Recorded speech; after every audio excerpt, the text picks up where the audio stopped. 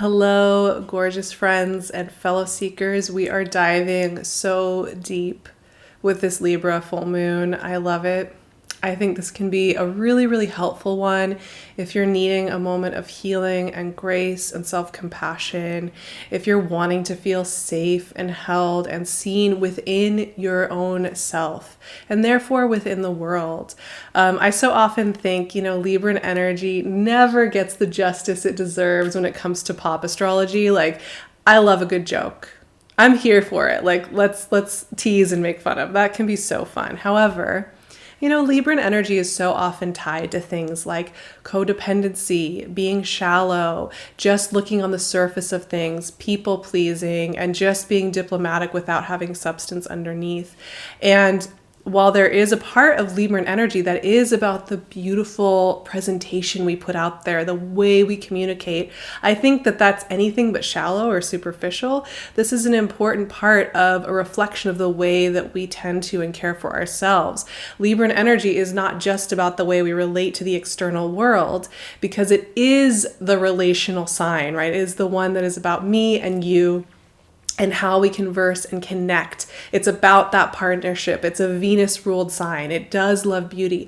However, I feel like Libran energy is about the conversations we have from within as well, within our internal system, the way that we treat ourselves, the way that we show compassion, and the way we then share that with those that we love, with the world around us, the way we connect and create art. And I think that is anything but a shallow energy, right? This takes us right to the core of what it means to be a human in this life, connecting to other humans and having an experience. So I think for me, Libran full moons are almost always one of the most powerful and intentional moons of the year. They really always pack a punch to me. And I don't want to say that to like stress you out, like this full moon's going to really throw you off your center. You know me, I am not into trauma astrology here. I am so bored by that and uninterested by that. I want to get curious. I want to get soft. I want us to be able to sit here and explore an energy in a way that allows us to feel like we can access it, and we can do it in a way that doesn't feel like it's this intimidating, horrible thing we have to go through. And really, this full moon has a lot of supportive guidance for us when it comes to this question of the relationship we have inside, how we motivate ourselves, how we talk to ourselves, how we treat ourselves on a day-to-day basis. So the moon is going to be at 26 degrees of Libra, opposing the sun over in Aries. It's happening on Easter. There is this transformational energy that happens this time of year around the full moon in Libra, because whether you're in the northern or the southern hemisphere, we're shifting into spring or fall.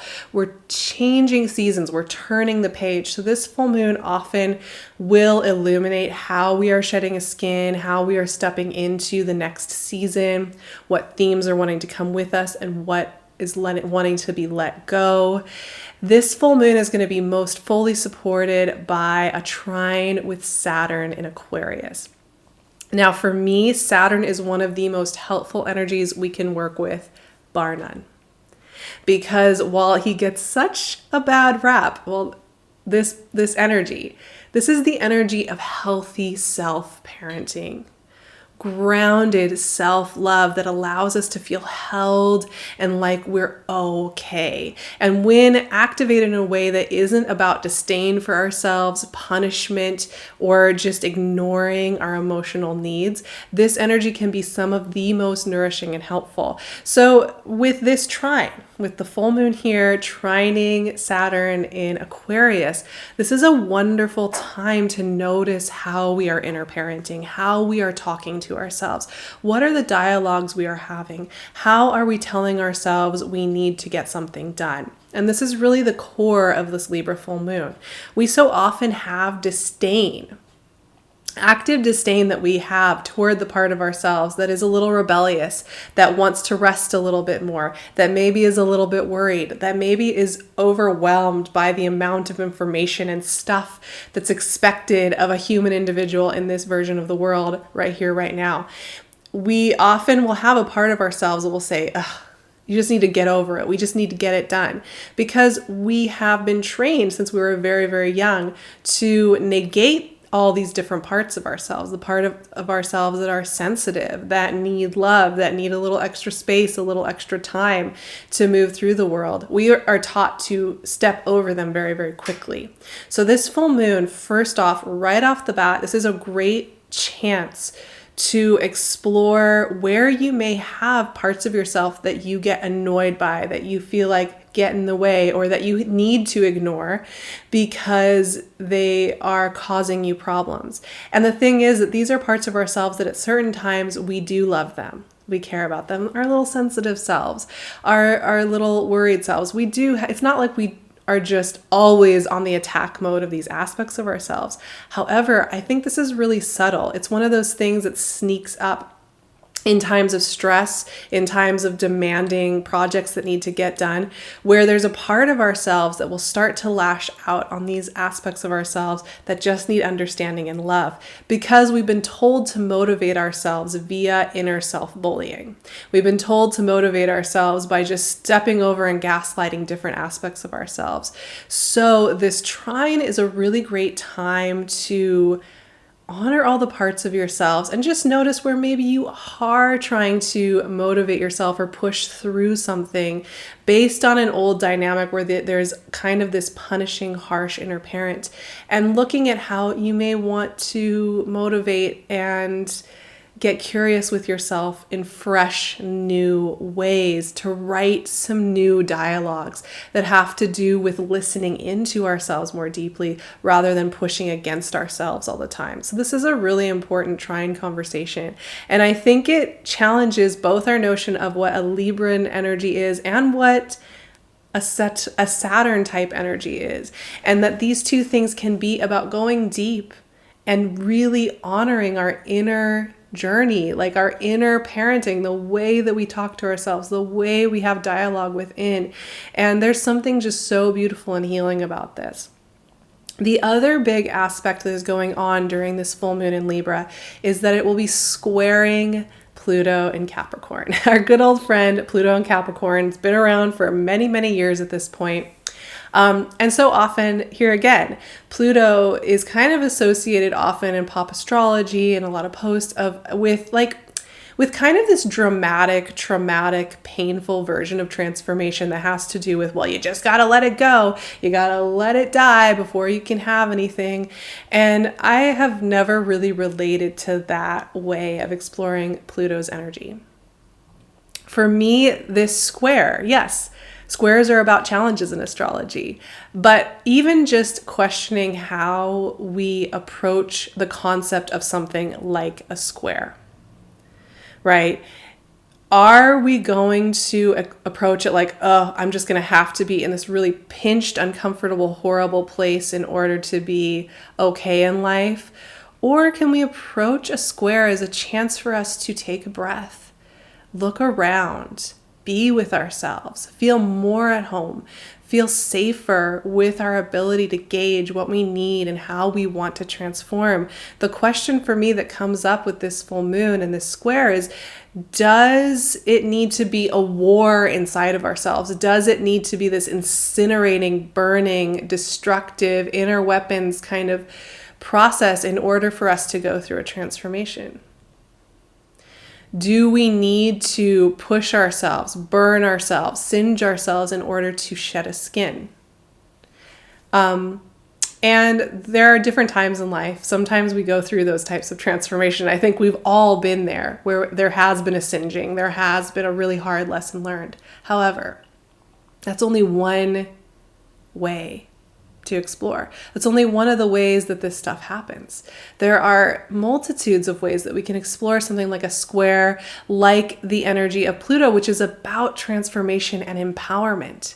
But what does that even mean, right? And this goes back to what we were talking about in the Aries new moon when we were redefining transformation and empowerment as something very different than what it's taught to us right off the bat, right?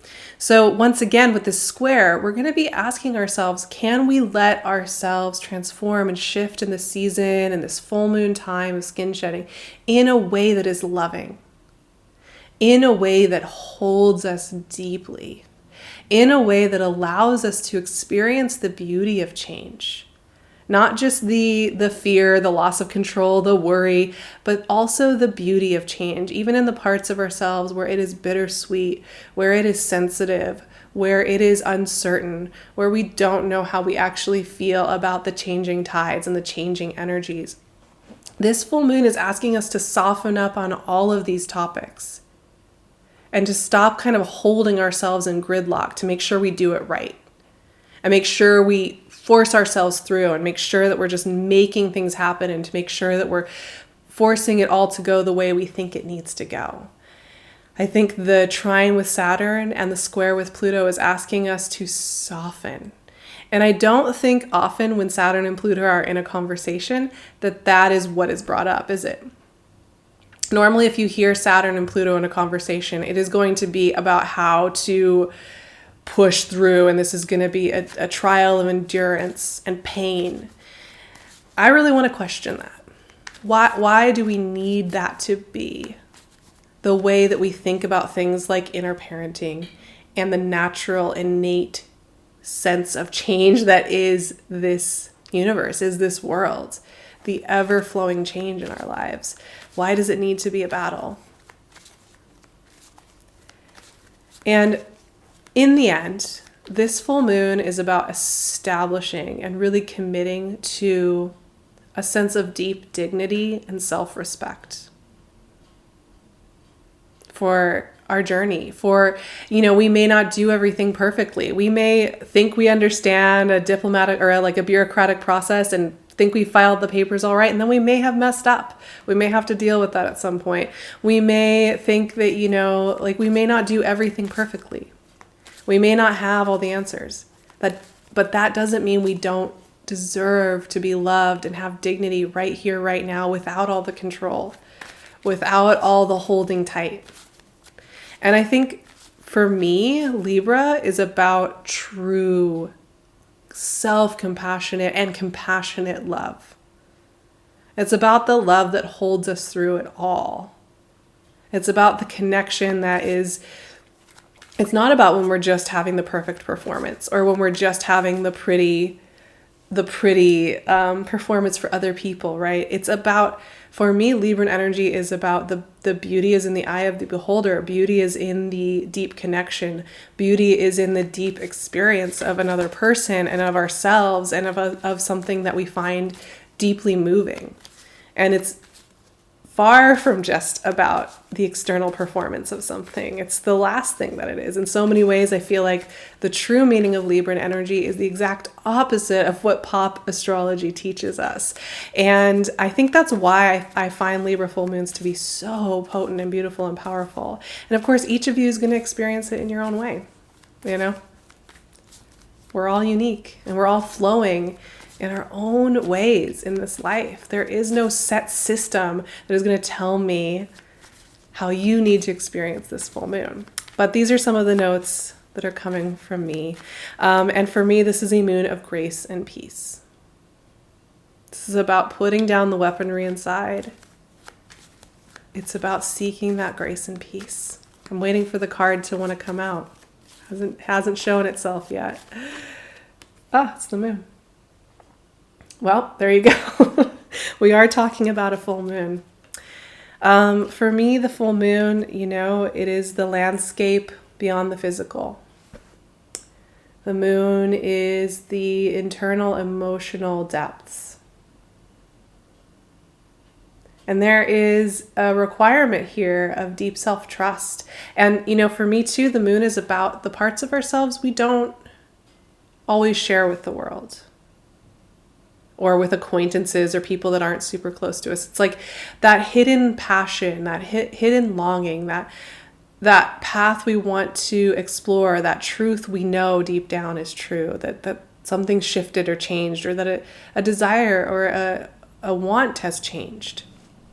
There's a deep secretiveness to the moon that is asking, when the moon shows up, it's asking us to look at that part that we maybe keep locked in the back of our mind, we don't want to quite look at, or that part of ourselves that maybe we're a little scared to share with another. to put out there in the world, and to commune with it and listen into it rather than trying to steamroll it or ignore it or put it on the back burner, but instead to get curious about it and to lean into it and see what it's trying to show.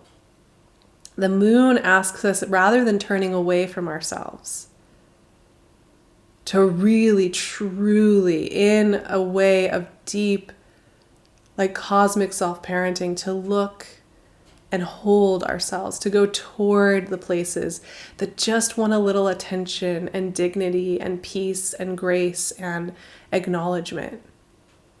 And to me, this is a key to unlocking a lot in our lives and what wants to flow out next and what wants to come and meet us next. And it sounds so simple, and it sounds like something I'm sure a lot of you do a version of this in your life, you know, where you check in with yourself and you're getting better at maybe navigating life and noticing when you have a boundary or a limit that you need to respond to. But I think this can get really subtle. There are little places where we say, not now. I'm not looking at that. I don't need that, within ourselves, that we can maybe notice and get curious instead of shutting it down, instead of putting it on the back burner for another day, another year, another time.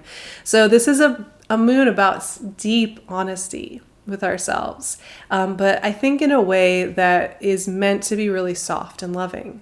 This does not need to be a trial by fire, and that's not what's being asked of us in this time. I am going to be doing a beautiful activation for this full moon over on my Patreon. That's where I'm able to do a weekly check-in with everybody. We do worksheets, we do explorations, we activate every single moon. I would love to see you over there if you are interested in joining me. You can also find me on my Instagram. I will leave the handle. There is only one true me. There are some dupes out there that are messing with people, so we just want to follow the one true Sarah Vrba, and I will leave my email and my website as well if you want to get in touch. Have a gorgeous full moon in Libra. Remember, it can be kind, it can be full of healing and grace, it can be whatever you need it to be at this time, and I hope you have a gorgeous one. Talk to you very, very soon.